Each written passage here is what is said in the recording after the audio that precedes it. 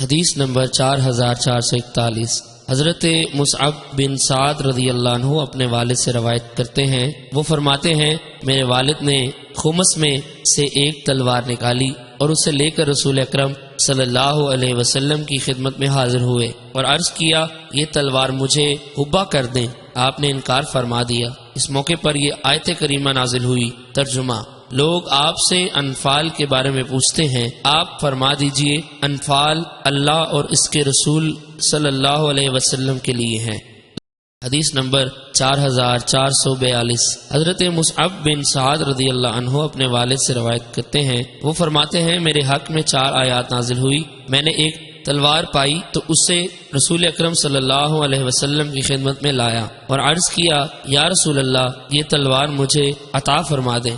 آپ نے فرمایا اسے رکھ دو۔ پھر جب میں کھڑا ہوا تو رسول اکرم صلی اللہ علیہ وسلم نے فرمایا وہیں رکھ دو جہاں سے اٹھائی ہے۔ انہوں نے پھر کھڑے ہو کر عرض کیا کہ یا رسول اللہ صلی اللہ علیہ وسلم مجھے عنایت فرما دیں۔ آپ نے فرمایا اسے رکھ دو۔ انہوں نے پھر کھڑے ہو کر عرض کیا یا رسول اللہ صلی اللہ علیہ وسلم یہ تلوار مجھے عطا فرما دیں۔ نبی کریم صلی اللہ علیہ وسلم نے فرمایا میں ان لوگوں کی طرح کر دیا جاؤں جن کا اس کے بغیر کوئی چارہ نہیں۔ تو نبی اکرم صلی اللہ علیہ وسلم نے ان سے فرمایا جہاں سے اٹھائی ہے وہی رکھ دے۔ فرماتے ہیں اس پر یہ آیت نازل ہوئی۔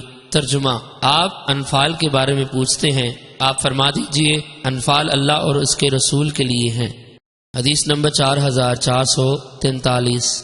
حضرت ابن عمر رضی اللہ عنہ سے مروی ہے کہ نبی اکرم صلی اللہ علیہ وسلم نے ایک سر یا چھوٹا لشکر نجد کی طرف بھیجا اور میں بھی اس میں تھا۔ ان لوگوں کو وہاں سے بہت زیادہ اونٹ بطور غنیمت حاصل ہوئے۔ ہر ایک کے حصے میں 12 یا 11 اونٹ آئے اور ایک اونٹ زائد ملا۔